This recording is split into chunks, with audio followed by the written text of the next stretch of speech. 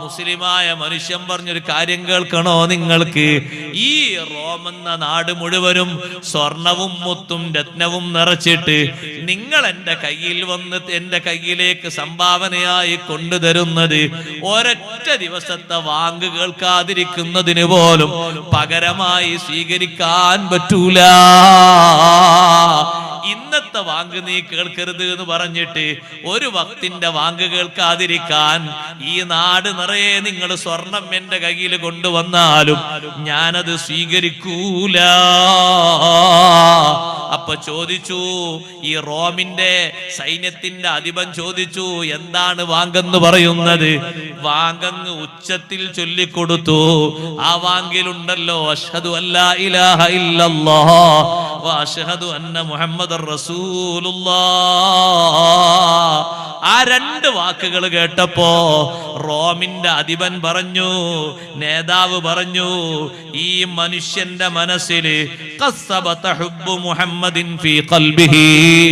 മുഹമ്മദ് നബി സല്ലല്ലാഹു അലൈഹി വസല്ലം തങ്ങളോടുള്ള ഹുബ്ബ് ഇയാളെ മനസ്സിൽ ഉറച്ചു പോയിട്ടുണ്ട്.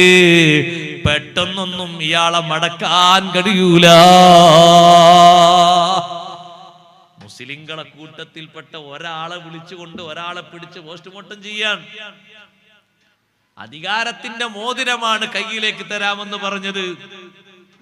അധികാരത്തിന്റെ മോതിരോ? ഈ നാട് മൊത്തം നിങ്ങൾ സ്വർണവും മുത്തും മറ്റൊക്കെ നിറച്ചു വന്നാലും ഒരു നേരത്തെ വാങ്ക് കേൾക്കണ്ട എന്ന് പറഞ്ഞാൽ എനിക്കത് സഹിക്കൂല. പിന്നല്ല നാടിന്റെ അധികാരം മൊത്തം. അപ്പൊ വാങ്ക് അങ്ങോട്ട് കൊടുത്തപ്പോഴാണ് മറ്റേ ആള് പറഞ്ഞത്, ആ വാങ്കിലുണ്ടല്ലോ അഷ്ഹദു അന്ന മുഹമ്മദ് റസൂലുള്ളാഹ്, മുഹമ്മദ് നബി സല്ലല്ലാഹു അലൈഹി വസല്ലം തങ്ങളോടുള്ള ഹുബ്ബ് ഇവരൊക്കെ കൽബിൽ ഉറച്ചു പോയിട്ടുണ്ട്. പെട്ടെന്ന് ഇവരെ മടക്കിയെടുക്കാൻ പറ്റൂല. അതുകൊണ്ട് നമുക്ക് താമസിപ്പിച്ചുകൊണ്ട് ശിക്ഷകൾ കൊടുക്കാം. സൈന്യങ്ങളോട് ഉത്തരവിടുന്നു. എന്താണ് അടുത്ത ഉത്തരവ്? വലിയ ഒരു തീ കത്തിച്ചിട്ട് അതിന്റെ മേലെ ഒരു ചെമ്പ് കൊണ്ടുവന്ന് വെക്കണം. ആ ചെമ്പിലേക്ക് വെള്ളം ഒഴിക്കണം, നിറയെ വെള്ളം ഒഴിക്കണം. ചെമ്പ് കൊണ്ടുവന്നു വെക്കുന്നു. മുസ്ലിങ്ങളെ കൂട്ടത്തിൽ നിന്ന് നേരത്തെ ചോദ്യം ചെയ്ത് ഉത്തരം പറഞ്ഞ് വാങ്കൊക്കെ കൊടുത്ത ആള് ചെമ്പ് കാണുകയാണ്. നമ്മളൊന്ന് ഈമാനിനെ ചിന്തിക്കണം കേട്ടോ. ചെമ്പ് കാണുകയാണ്. ആ ചെമ്പിന്റെ അടിയിൽ തീ എങ്ങനെ കത്തുന്നു? വെള്ളം കൊണ്ടുപോയി ഒഴിക്കുന്നു. വെള്ളം എങ്ങനെ തളച്ചു പൊന്തിയപ്പോ പിടിച്ച് വെള്ളത്തിലേക്ക് അയാളെ വലിച്ചെറിയൂ എന്ന് പറഞ്ഞു. അവരെല്ലാവരും കൂടി പിടിച്ച് ഈ മനുഷ്യനെ ചെമ്പിലേക്ക് വലിച്ചെറിയുമ്പോ ചെമ്പിലേക്ക് എത്തുന്നത് കുറെ ദൂരത്ത് നിന്ന് എറിഞ്ഞിട്ടാണ്. ചെമ്പ് തൊടാനായ നേരത്ത് മുസ്ലിം അങ്ങ് ചൊല്ലിപ്പോയി, ബിസ്മില്ലാഹിർ റഹ്മാനിർ റഹീം. റഹ്മാനും റഹീമുമായ അല്ലാഹുവിന്റെ ഇസ്മോടുകൂടെ പടച്ച റബ്ബല്ലേ ഈ തീന് ശക്തി കൊടുക്കുന്നവൻ, പടച്ച റബ്ബല്ലേ ഈ വെള്ളം തിളപ്പിക്കുന്നവൻ, പടച്ച റബ്ബല്ലേ ഈ തീന് ചൂട് കൊടുക്കുന്നവൻ, ആ അള്ളാഹുവിന്റെ ഇസ്മോടെ ഞാൻ ഇതിലേക്ക് പ്രവേശിക്കുന്നു എന്ന് ബിസ്മീൻ ചൊല്ലിയിട്ട് ആ ചെമ്പിലേക്ക് അങ്ങ് കിടന്ന് ഒരു ഭാഗത്തുകൂടെ പ്രവേശിച്ച് മറ്റൊരു ഭാഗത്തുകൂടെ പുറത്തേക്ക് വന്നു. സുബ്ഹാനല്ലാഹ്. അവർക്കൊന്നും തൊടാൻ കഴിയാതെ തിളച്ചു മറിയുന്ന വെള്ളം, അതിന്റെ ചൂടിന്റെ ഡിഗ്രി കൊണ്ട് എത്രയോ ഉയരത്തിലേക്ക് അതിന്റെ ആവി പൊങ്ങുന്നുണ്ട്. അത്ഭുതപ്പെട്ടു പോയി. വല്ലാത്തൊരു മനുഷ്യൻ തന്നെയാണ്, വല്ലാത്തൊരു ഈമാൻ തന്നെയാണ്. ഈ മനുഷ്യനൊന്നും പറ്റിയില്ലേ? അവര് നോക്കുന്നു, ഒരു ഭാഗത്തും പൊള്ളിയിട്ടില്ല, രോമം കരിഞ്ഞിട്ടില്ല, കല വീണിട്ടില്ല, എവിടെയും ചുവപ്പോ മറ്റു കളറുകളോ ഒന്നുമായിട്ടില്ല. അതാ അടുത്ത ശിക്ഷ കൊടുക്കാൻ വേണ്ടി ഉത്തരവിടുന്നു. രാജാവിന്റെ സൈന്യത്തിന്റെ അധിപൻ പറയുന്നു, ഒരു ഇരുട്ടുമുറിയിൽ കൊണ്ടുപോയി താമസിക്കണം ഈ മനുഷ്യനെ. ഭക്ഷണം കൊടുക്കാതെ വെള്ളം കൊടുക്കാതെ ആ മുറിയിൽ തന്നെ കെട്ടിയിടൂ. അതേ ഇരുട്ടുമുറിയിലേക്ക് പാത്രത്തിലേക്ക് നിങ്ങൾ കൊണ്ടുപോയി വെക്കേണ്ടത് പന്നിമാംസവും കള്ളും മാത്രമാണ്. പച്ചവെള്ളം കൊടുക്കരുത്, കടിക്കാൻ പറ്റുന്ന ഒരു ഭക്ഷണവും കൊടുക്കരുത്. എങ്ങനെയുണ്ട് ഈമാൻ എന്ന് ഞാനൊന്ന് നോക്കട്ടെ. റൂമിൽ കൊണ്ടുപോയി അടച്ചിടുന്നു. 40 ദിവസം കൊടുക്കാൻ വേണ്ടി പറയുന്നത് കള്ളും പന്നിമാംസവുമാണ്. പന്നിമാംസം ഹറാമല്ലേ? കള്ളും ഹറാമല്ലേ? ഖംറും ഹറാമല്ലേ? അത് കൊടുക്കാനാ പറയുന്നത്. സുബ്ഹാനല്ലാഹ്. റൂമിലുള്ള വെളിച്ചം കെടുത്തിയിട്ട് ഒരു പാത്രത്തിൽ നിറയെ കള്ളും മറ്റൊരു പാത്രത്തിൽ അതാ ചുട്ടതും പൊരിച്ചതുമായ പന്നിമാംസവും വെച്ചുകൊണ്ട് മുന്നിലേക്ക് വെക്കുന്നു. ചെറിയ സ്വബർ മതിയോ? ചെറിയ ക്ഷമ മതിയോ? അല്ലാഹു തന്ന ഈമാനിന്റെ വലുപ്പവും അല്ലാഹു തന്ന ഈമാനിന്റെ കടുപ്പവും അല്ലാഹു തന്ന ഈമാനിന്റെ യശസ്സും മുഅ്മിനീങ്ങളെ നമ്മുടെ ജീവിതത്തിൽ നമ്മൾ അനുഭവിച്ചിട്ടില്ല. മുൻഗാമികൾ അനുഭവിച്ചു പോയി, മധുരം ആസ്വദിച്ചു പോയി. കുലുക്കമില്ലാത്ത ഈമാന് കയ്യിലേന്തിപ്പോയി. ഈ റൂമിന്റെ ഉള്ളിൽ വെളിച്ചം കൊടുക്കാതെ പട്ടിണിക്ക് ഈ മനുഷ്യനെ ഇട്ടിട്ട് 40 ദിവസം ഇങ്ങനെ ചെയ്തപ്പോ സുബ്ഹാനല്ലാഹ്, ബാക്കിയുള്ളവര് വിചാരിച്ചു 1-2 ദിവസമൊക്കെ അയാൾ പട്ടിണി സഹിച്ചിട്ട് പിന്നെ അയാൾ ഒരു പക്ഷേ ഭക്ഷിച്ചേക്കും എന്ന് വിചാരിച്ചു. ബാക്കിയുള്ളവര് നിർബന്ധിതമായ ഘട്ടത്തിൽ ഒരു പക്ഷേ വേണമെങ്കിൽ അത് ഭക്ഷിക്കാം. ആയുസിനെ, ശരീരത്തിന്റെ ആരോഗ്യത്തെയും ജീവത്തെയും നിലനിർത്താൻ വേണ്ടിയിട്ട് ദീനീപരമായിട്ട് ഭക്ഷിക്കൽ ജായിസാണോ എന്ന് ചോദിച്ചാൽ വേറൊന്നും കിട്ടാത്ത രൂപത്തിൽ ഭക്ഷിക്കാം. പക്ഷേ അവർ ഈമാൻ അതിന് സമ്മതിക്കൂല.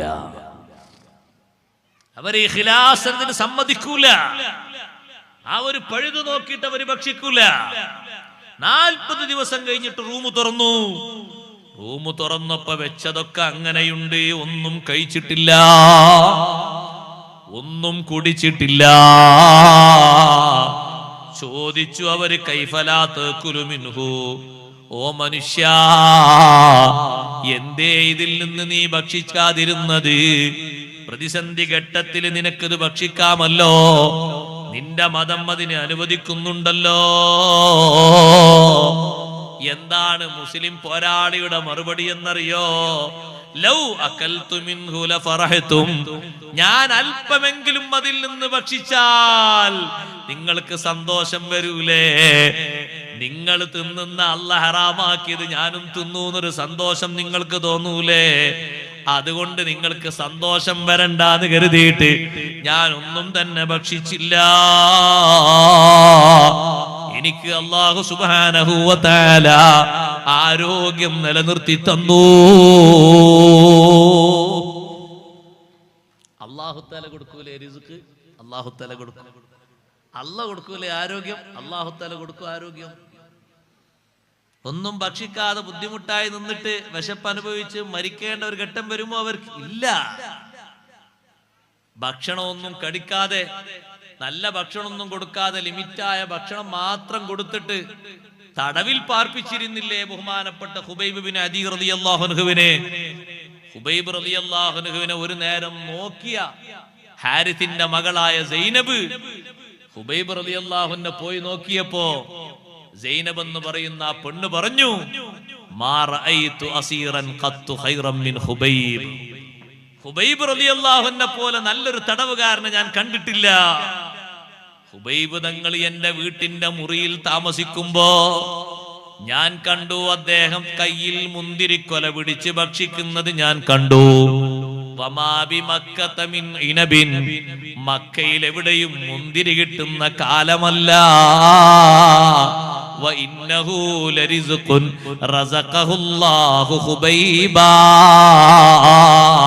അത് ഖുബൈബ് തങ്ങൾക്ക് സെപ്പറേറ്റ് ആയി അല്ലാഹു നൽകിയ ഭക്ഷണം തന്നെ. കനിയില്ലാ കാലം നീയെ കൊടുത്തോവർ, കരിഞ്ഞാമരത്തിന്മേൽ കയാ നിറച്ചോവർ, മക്കയിൽ എവിടെയും മുന്തിരി കിട്ടാത്ത കാലം, ഒരൊറ്റ മരത്തിലും മുന്തിരിയില്ലാത്ത കാലം, ഹുബൈബ് തങ്ങൾക്ക് അല്ലാഹു മുന്തിരി എന്ന ഭക്ഷണം കൊടുത്ത് സന്തോഷം നൽകിയില്ലയോ? അല്ലാഹുവിന്റെ സ്പെഷ്യൽ ആളുകൾക്ക് ഭക്ഷണം കൊടുക്കുന്നത് അല്ലാഹുവല്ലേ? അതിനാരെങ്കിലും മാധ്യമം ആവശ്യമുണ്ടോ? ഇല്ലേ, ഇല്ല.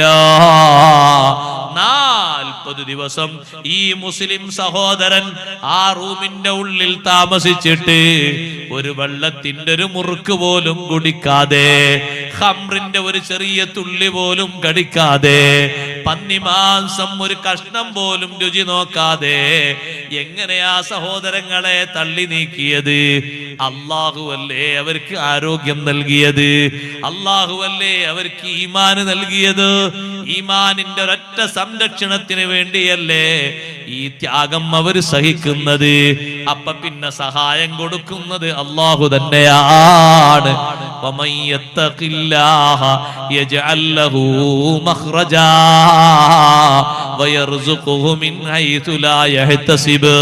അല്ലാഹുവിനെ തഖ്വ ചെയ്ത് ജീവിക്കുന്ന മനുഷ്യന് അവിചാരിത മാർഗത്തിലൂടെ അല്ലാഹു റിസ്ക് നൽകും. അവന് കൊടുക്കേണ്ട മാർഗങ്ങളൊക്കെ അല്ലാഹു കൊടുക്കും, പരിഹാരങ്ങളൊക്കെ കൊടുക്കും. ഇതും നടന്നില്ല എന്ന് കണ്ടപ്പോ സൈന്യാധിപൻ ആ മനുഷ്യനോട്, മുസ്ലിമിനോട് പറഞ്ഞു, എങ്കിൽ ഒന്നും നീ ഭക്ഷിക്കാത്തത് കൊണ്ട് നിന്നെ വഴിക്ക് വിടണോ? നിന്റെ കൂടെയുള്ള തടവുകാരെ ഞാൻ വിട്ടേക്കണോ? എന്റെ കാലിൽ കിടന്നൊരു സുജൂദ് നീ ചെയ്തേക്കൂ, എന്റെ കാലിൽ കിടന്നൊരു സുജൂദ് നീ ചെയ്തേക്കൂ. അപ്പോൾ ആ മുസ്ലിമായ മനുഷ്യൻ പറഞ്ഞു, റോമിലെ അധിപനോട് പറഞ്ഞു, ഇന്ന സുജൂദ ഫീ ദീനി മുഹമ്മദിൻ സ്വല്ലല്ലാഹു അലൈഹി വസല്ലം ലാ യജൂസു ഇല്ലാ ലില്ലാഹ്.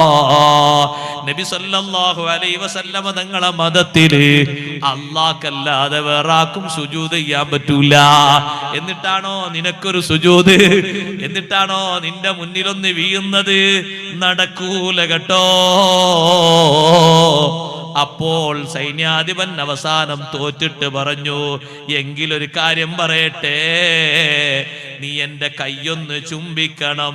അതെ, ഞാൻ നിന്റെ മാർഗവും നിന്റെ കൂടെയുള്ള തടവുകാരെയും വിട്ടുതരാം. എന്റെ കൈ നീ ചുംബിക്കുമോ? അപ്പോഴും മുസ്ലിം പറഞ്ഞു, ഇന്ന ഹാദാ ലാ യജൂസു ഇല്ലാ ലിൽ അബി. കൈ ചുംബനം ബാപ്പാന്റെ കൈ ചുംബിക്കാം. ബാപ്പാന്റെ കൈ ചുംബിക്കുന്നത് സുന്നത്താണ്. നമ്മളെ കൂട്ടത്തിൽ ആൾക്കാർക്ക് അതൊരു പരിചയം പോരാ അല്ലേ? ഇപ്പൊ അടുത്ത് ഉംറക്ക് പോകുന്ന ഒരാളോട്, ഉംറക്ക് പോകല്ലേ, ഇനി എന്താ അവസ്ഥ ചെയ്യേണ്ടത്? യാത്രന്റെ സുന്നത്തായ 2 റക്അത്ത് നിസ്കരിച്ചു, ചൊല്ലേണ്ട ദിക്റൊക്കെ ചൊല്ലി, നിസ്കാരം കഴിഞ്ഞിട്ട് കുറച്ച് സൂറത്തൊക്കെ ഓതാനുണ്ട്, അതൊക്കെ ഓതി. യാത്രക്ക് വേണ്ടി ഒരുങ്ങുമ്പോ അങ്ങനെയാണ്. യാത്രയുടെ സുന്നത്ത് നിസ്കാരം കഴിഞ്ഞ് ചില ഓതേണ്ട സൂറത്തൊക്കെ ഓതണം. ഓതി കഴിഞ്ഞ് ദ്വാരന്ന് അവിടെയുള്ള ആളുകൾക്കൊക്കെ സ്വതക്ക കൊടുക്കണം. യാത്ര പോകുന്ന ആൾ സ്വതക്ക കൊടുക്കൽ സുന്നത്താണ്. ഇനി ദുബായിലേക്ക് പോകുന്ന ആളാണെങ്കിലും ശരി, ജിദ്ദയിലേക്ക് പോകുന്ന ആൾ ശരി, യാത്രക്കാരൻ സ്വതക്ക കൊടുക്കുന്നത് സുന്നത്താണ്. പഴയ കാലത്തെ ഹജ്ജിന് പോകുമ്പോൾ നിങ്ങൾ ആലോചിച്ചിട്ടുണ്ടോ? പഴയ കാലത്തെ ഹജ്ജിന് പോകുമ്പോൾ അങ്ങനെയാണ്. അന്ന് ചില്ലറയാക്കിയ 2ന്റെ നോട്ട് 1ന്റെ നോട്ടൊക്കെ ഉണ്ടാവും. അപ്പൊ അത് കാണാനില്ല, അത് വേറെ വിഷയോ. 2ന്റെ നോട്ട് 1ന്റെ നോട്ട് ഇഷ്ടം പോലെ ഉണ്ടാകും. എന്നിട്ട് ആ വന്ന ആളുകൾക്കൊക്കെ കൊടുക്കും. മുതിർന്ന ആളുകൾക്ക് ഒരു 10 രൂപ കൊടുക്കും, കുറച്ചുകൂടി ആളുകൾക്ക് 5 രൂപ കൊടുക്കും. 5 രൂപ 10 രൂപ എന്ന് പറഞ്ഞാൽ ലോഡ് കണക്കിന് അരി കിട്ടും. ഇന്നത്തെ പോലെയല്ല. അങ്ങനെ ചെറിയ കുട്ടികൾക്കൊക്കെ 1 രൂപ 2 രൂപ അങ്ങനെ കൊടുത്ത് എല്ലാവർക്കും സ്വതക്ക കൊടുക്കും, കുട്ടികൾക്കടക്കം. എന്നിട്ടാണ് ഹജ്ജിന് പോകുന്ന ആള് വീട്ടിൽ നിന്ന് വാഹനത്തിൽ കയറുക. ഇത് വല്ലാത്തൊരു സന്തോഷമുള്ള യാത്ര. ആ വാഹനത്തിലേക്കാളും കയറി വാഹനം അങ്ങനെ നീങ്ങുമ്പോ വാഹനം പോകുന്ന ഭാഗത്തേക്ക് തിരിഞ്ഞുകൊണ്ട് ബാങ്ക് വിളിക്കും. അതും ഒരു സുന്നത്താണ്. അങ്ങനെ ബാങ്ക് വിളിക്കും. ആ സുന്നത്തോടൊക്കെ ചെയ്യും. ഉംറക്ക് പോകാൻ ഇറങ്ങുന്ന ആള് കാര്യങ്ങളൊക്കെ ചെയ്തിറങ്ങുമ്പോ ഞാൻ പറഞ്ഞു, ആരെ വീട്ടിലുള്ള ബാപ്പുണ്ട്, ഉമ്മണ്ട്, എന്നാ അവരെ ഒന്ന് മുസാഫത്ത് ചെയ്ത് കൈയൊന്ന് പിടിച്ച് മുത്തിക്കോളി എന്ന് പറഞ്ഞു, ചുംബിച്ചോളി, സുന്നത്താണ്. അപ്പൊ അദ്ദേഹം ചോദിച്ചു, ഉസ്താദെ മുസാഫത്ത് ചെയ്താ പോരെ, ചുംബിക്കണോന്ന്? ബാപ്പാന്റെ കൈ ചുംബിക്കൽ സുന്നത്താണ്. ബാപ്പ ആലിമാകണം എന്നില്ല. ബാപ്പ ആലിമാകണം എന്നില്ല. ബാപ്പാന്റെ കൈ നീ ചുംബിക്കുന്നത് ക്വാളിഫിക്കേഷൻ നോക്കിയിട്ടല്ല, ബാപ്പ നിനക്ക് ജന്മം നൽകാൻ നിമിത്തമായി എന്നൊരൊറ്റ കാരണം കൊണ്ടാണ്. ഉമ്മാന്റെ കൈയും നീ പിടിച്ച് ചുംബിക്കണം. ഉമ്മാമ്മയുടെ കൈയും പിടിച്ച് ചുംബിക്കണം, ഉപ്പാപ്പയുടെ കൈയും പിടിച്ച് ചുംബിക്കണം. സാദാത്തുക്കളെ കൈ ചുംബിക്കുന്നത് അവർ അഹ്ലു ബൈത്തിൽ അംഗമായി എന്ന ബഹുമാനം കൊണ്ടാണ്. ഉലമാഇന്റെ കൈ ചുംബിക്കുന്നത് ഇൽമു കൊണ്ട് അല്ലാഹു ആദരിച്ചു എന്ന നിലക്കാണ്. അങ്ങനെയുള്ള ആൾക്കാർക്കൊക്കെ വേറെ കാരണങ്ങളുണ്ട്. ബാപ്പക്ക് ഒരു കാരണവും വേണ്ട, ബാപ്പ ബാപ്പായി എന്നുള്ള കാരണം കൊണ്ട് തന്നെ കൈപിടിച്ച് ചുംബിക്കണം. അത് സുന്നത്താണ്, ഒരു പൊരുത്താണ്. ഉമ്മാന്റെ കൈയും പിടിച്ച് ചുംബിക്കണം. യാത്ര പോകുന്ന ആളുകൾക്ക് സുന്നത്താണ്. ഇതുവരെ ചെയ്യാത്ത ആൾക്കാർ ഇനി ചെയ്യാ, അല്ലാഹു തആല തൗഫീഖ് നൽകട്ടെ. അപ്പൊ ഈ മുസ്ലിം സഹോദരൻ പറഞ്ഞു, ചുംബിക്കേണ്ടത് ബാപ്പാന്റെ കൈയല്ലേ, നീ എന്റെ ബാപ്പല്ലല്ലോ. നീതിമാനായ രാജാവിന്റെ കൈ ചുംബിക്കണം, നീ നീതിമാനല്ലല്ലോ. 40 ദിവസം എന്നെ പട്ടിണി കിട്ട, നീ എന്ത് നീതിമാനാ? നിന്റെ കൈ എങ്ങനെ ചുംബിക്കാതാ? അല്ലെങ്കിൽ എന്റെ ഉസ്താദിന്റെ കൈ ചുംബിക്കണം. അത് ഉസ്താദ് എനിക്ക് അക്ഷരം പഠിപ്പിച്ചു എന്നുള്ളതാണ്. ആ ഉസ്താദ് ഇപ്പൊ പഠിപ്പിക്കുന്ന ആളാണെങ്കിലും ശരി, അല്ലാത്ത ആളാണെങ്കിലും ശരി, നമ്മളെ പണ്ട് മദ്രസയിൽ പഠിപ്പിച്ച ഉസ്താദ് ഇപ്പൊ ആ ഉസ്താദ് ഒരു കച്ചവടക്കാരനാണ്. പക്ഷെ നമുക്ക് ഉസ്താദാണത്. ആ ഉസ്താദിന്റെ അലിഫിന്റെ മേലെയാണ് നമ്മൾ ഇന്നും ഫാത്തിഹ ഓതുന്നത്, ഖുർആൻ ഓതുന്നത്, തക്ബീർ ചൊല്ലുന്നത്, സ്വലാത്ത് ചൊല്ലുന്നത്. ആ അക്ഷരക്കൂട്ടങ്ങൾ നമ്മുടെ മനസ്സിൽ, നമ്മുടെ നാവിൽ ഉറപ്പിച്ചു തന്നത് ആ ഉസ്താദാണ്. എപ്പോഴും ആ ഉസ്താദിനോട് ബഹുമാനം വേണം. ആ ഉസ്താദ് ആ മേഖലയിൽ നിന്ന് വിട്ടാലും നമുക്കത് ഉസ്താദാണ്. ബഹുമാനം വേണം, ആദരവ് വേണം. രോഗിയായാൽ സന്ദർശിക്കണം, ആവശ്യങ്ങൾ നിറവേറ്റി കൊടുക്കണം, ഹദിയകൾ കൊണ്ടുപോയി കൊടുക്കണം, നാട്ടിൽ വരുമ്പോൾ പോയി സന്ദർശിക്കണം, സുഖവിവരങ്ങൾ അന്വേഷിക്കണം, ദാരിദ്ര്യമുണ്ടെങ്കിൽ ഉസ്താദിന് ദാരിദ്ര്യത്തിൽ നിന്ന് കരകയറ്റണം. എല്ലാ സ്നേഹപരമായ കാര്യങ്ങളും ചെയ്യണം. ഇപ്പോൾ ഉസ്താദ് മുഅല്ലിം അല്ലെങ്കിലും ശരി, നമുക്ക് ഇൽമു പഠിപ്പിച്ചു എന്നുള്ളത് കൊണ്ട് ജീവിതത്തിന്റെ അവസാനം വരെ ബഹുമാനിക്കാനും സ്നേഹിക്കാനും നമ്മൾ കടപ്പെട്ടവരാണ്. അവരെ സ്നേഹിക്കണം, ബഹുമാനിക്കണം. അത് നമ്മുടെ വിജയത്തിന്റെ ഒരു പ്രധാനപ്പെട്ട കാരണമാണ്. ഗുരുനാഥന്മാരെ ബഹുമാനിക്കണം. ഗുരുനാഥന്മാരെ ബഹുമാനിക്കുന്നത് എത്ര കണ്ട് നമ്മുടെ ജീവിതത്തിലുണ്ടോ അത്ര കണ്ട് അല്ലാഹു നമുക്ക് ഉയർച്ച നൽകും. ഉസ്താദുമാർക്ക് വലിയ ബഹുമാനം കൊടുക്കണം. മദ്രസയിലെ ഉസ്താദുമാര് അടിത്തറ ഭാഗ്യവരാണ് നമ്മുടെ ഇൽമിന്. അവരാണ് നമ്മുടെ അടിത്തറ ഭാഗ്യവര്. കുറെ നമ്മെ പഠിപ്പിച്ച ഉസ്താദുമാര് പലരും മരണപ്പെട്ടു പോയി. അള്ളാഹുർക്കൊക്കെ ദർജയേറ്റി കൊടുക്കട്ടെ. ഖബർ ജീവിതം അള്ളാഹു സന്തോഷത്തിലായി കൊടുക്കട്ടെ. മുഖറബീങ്ങളിൽ അള്ളാഹു സ്ഥാനം കൊടുക്കട്ടെ. ജീവിച്ചിരിക്കുന്നവർക്ക് അള്ളാഹു ആഫിയത്തുള്ള ദീർഘായുസ്സ് കൊടുക്കട്ടെ. സഹോദരന്മാരെ, ഇൽമു പഠിപ്പിച്ച ഉസ്താദുമാരോട് ശുക്റാണ്. അവർക്ക് വേണ്ടി ദുആ ചെയ്യണം, എപ്പോഴും ദ്വാരക്കണം. ബഹുമാനപ്പെട്ട ഇമാം ബുഖാരി റളിയല്ലാഹു അൻഹു പറഞ്ഞില്ലേ, എനിക്ക് ഇൽമു പഠിപ്പിച്ചെന്ന മഹാനാണ് അഹ്മദ് ബിൻ ഹംബൽ റളിയല്ലാഹു അൻഹു. ഒരൊറ്റ നിസ്കാരവും ഞാൻ നിസ്കരിച്ചിട്ടില്ല, എന്റെ ഉസ്താദായ അഹ്മദ് ബിൻ ഹംബൽ തങ്ങൾക്ക് ദുആ ചെയ്യാതെ ഒരൊറ്റ നിസ്കാരവും ഇല്ല. ഞാൻ ഏത് ഫർദ് നിസ്കരിച്ചിട്ടുണ്ടോ, സുന്നത്ത് നിസ്കരിച്ചിട്ടുണ്ടോ, എന്റെ ഉസ്താദായ അഹ്മദ് ബിൻ ഹംബൽ തങ്ങൾക്ക് ദുആ നടത്തിയിട്ടല്ലാതെ ഒരൊറ്റ നിസ്കാരവും നിർവഹിച്ചിട്ടില്ല. ബാപ്പ ഉമ്മക്ക് എപ്പോഴും ദുആ ചെയ്യണം. എല്ലാ ദുആകളിലും ബാപ്പാനെ ഉമ്മാനെ ഉൾപ്പെടുത്തണം. അവരെ മറന്നിട്ടൊരു ദുആ പറ്റൂല. ഉസ്താദുമാരെ ഒഴിവാക്കി ഒരു ദുആ പറ്റൂല. നമ്മുടെ ജീവിതത്തിന്റെ അവലംബങ്ങളാണ്, വിജയത്തിന്റെ നെടുന്തൂണുകളാണ് ഇവര്. ഇരിക്കട്ടെ, ഈ മുസ്ലിം പറയുന്നു, ഞാനൊന്നുകിൽ കൈ ചുംബിക്കേണ്ടത് ബാപ്പാന്റെ കൈയല്ലേ, നീ എന്റെ ബാപ്പയല്ല. നീതിമാനായ ഭരണാധികാരിന്റെ കൈയല്ലേ. 40 ദിവസം എന്നെ പട്ടിണി കിട്ട നിനക്കെന്ത് നീതിയാണ്? നിന്റെ കൈ ചുംബിക്കാൻ പറ്റൂല. അല്ലെങ്കിൽ നീ എന്റെ ഉസ്താദാകണം, നീ ഉസ്താദല്ലല്ലോ, പിന്നെങ്ങനെ കൈ ചുംബിക്കാനാ? സുബ്ഹാനല്ലാഹ്. അപ്പ പറഞ്ഞു, പിന്നെ എന്റെ കൈ ചുംബിക്കണില്ലെങ്കിൽ എന്നാ പിന്നെ എന്റെ നെറ്റിയിൽ നീ ഒന്ന് ചുംബനം നടത്തിക്കോ. നിന്റെ നെറ്റിയിൽ വേണമെങ്കിൽ ഞാനൊരു ചുംബനം നടത്താം, പക്ഷേ അതിനൊരു നിബന്ധനയുണ്ട്. എന്നാ നിബന്ധന? എന്റെ കൈ നിന്റെ നെറ്റിന്റെ മേലെ വെച്ചിട്ട് എന്റെ കൈയിന്റെ മേലെ ഞാൻ അങ്ങ് ചുംബിക്കാം. ഡയറക്റ്റായി നിന്റെ നെറ്റിക്ക് ചുംബിക്കാൻ എനിക്ക് തോന്നുന്നില്ല.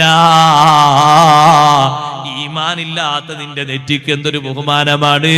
എന്റെ കൈ നിന്റെ നെറ്റിന്റെ മേലെ വെച്ചിട്ട് ഞാനങ്ങ് ചുംബിക്കാം, അങ്ങനെങ്കിലും എന്റെ കൂടുള്ള ആളുകളെ തടവറയിൽ നിന്ന് നീ വിട്ടുതരുമല്ലോ. സുബ്ഹാനല്ലാഹ്. അങ്ങനെ അദ്ദേഹം അതാ എന്നാ നീ അങ്ങനെ ചെയ്തോന്ന് പറഞ്ഞു.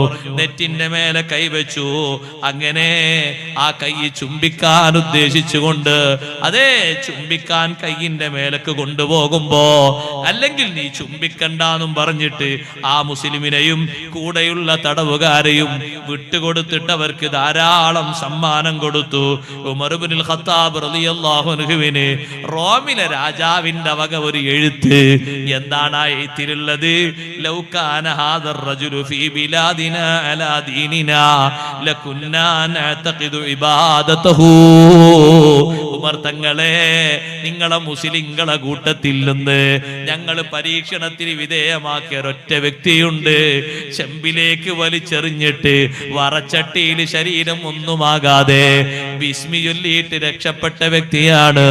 40 ദിവസം പട്ടിണിക്കിട്ടിട്ട് മുന്നിൽ 1-ാം നമ്പർ ഹംറും അതുപോലെ പന്നീർച്ചയും കൊടുത്തിട്ട് ഒന്നും കളിക്കാതെ പട്ടിണി കിടന്നിട്ട് നല്ല ആരോഗ്യത്തോടെ തിരിച്ചു വന്ന ആളാണ്. സുബ്ഹാനല്ലാഹ്. ഈ ഒരൊറ്റ ആള് നമ്മുടെ നാട്ടിലുണ്ടോ? അദ്ദേഹത്തിന്റെ വിശ്വാസത്തിൽ നമ്മൾ ചേർന്നു പോകും. നമ്മൾ ആ ആരാധന ശരിയായി വെച്ചുകൊള്ളും. ഉമർ റളിയല്ലാഹുവിന്റെ അടുത്തേക്ക് അതാ ഈ മുസ്ലിം സംഘം മൊത്തം അങ്ങോട്ട് ചെന്നപ്പോ ഉമർ റളിയല്ലാഹു പറഞ്ഞു, അതേ സമ്പത്ത് നിനക്ക് മാത്രം പോരാ, ഒരുപാട് സമ്പത്ത് റോമിലെ രാജാവ് തന്നിട്ടുണ്ടല്ലോ, മദീനയിലെ മുസ്ലിങ്ങൾക്ക് എല്ലാവർക്കും കൊടുക്കൂ. സുബ്ഹാനല്ലാഹ്. ആ ആളുകൾ മദീനയിലെ മുസ്ലിങ്ങൾക്ക് മൊത്തം ആ സമ്പത്ത് വീതം വെച്ചു കൊടുത്തു. ഈമാനിൽ വിജയിച്ചത് കൊണ്ട് സമ്മാനമാണ് കിട്ടിയത്. സഹോദരങ്ങളെ, ഈമാനിൽ അടിയുറച്ചു നിന്നപ്പോ അവര് വിജയിച്ചു പോയി. ഈമാനിൽ ഉറച്ചു നിന്ന ആളുകൾ അള്ളാഹുവിനോട് എന്തെങ്കിലും ഒരു വാക്ക് പറഞ്ഞിട്ടുണ്ടോ? അള്ളാഹു സുബ്ഹാനഹു വ തആല അതങ്ങനെ തന്നെ സ്വീകരിച്ചിട്ടുണ്ട്. അവരെ കയ്യൊഴിച്ചിട്ടില്ല. അതുകൊണ്ട് സഹോദരങ്ങളെ, ഈമാനിൽ അടിയുറച്ചു നിൽക്കണം. ഈമാനിനൊരു മാറ്റവും ഉണ്ടായിക്കൂടാ. രണ്ടാമതായി ഒരു കാര്യം പറയട്ടെ, ഈമാന് മാത്രം പോരല്ലോ, സുഹൃതങ്ങളും കൂടെ വേണം, സൽക്കർമ്മങ്ങളും കൂടെ വേണം, നല്ല അമലുകളും കൂടെ വേണം. സുബ്ഹാനല്ലാഹ്. അമലുകളാണ് രക്ഷയുടെ പ്രധാനപ്പെട്ട മാർഗം. ഈമാന് മാത്രം പോരാ. അമലുകൾ കുറഞ്ഞു പോകരുത്. ധാരാളം അമല് ചെയ്യണേ.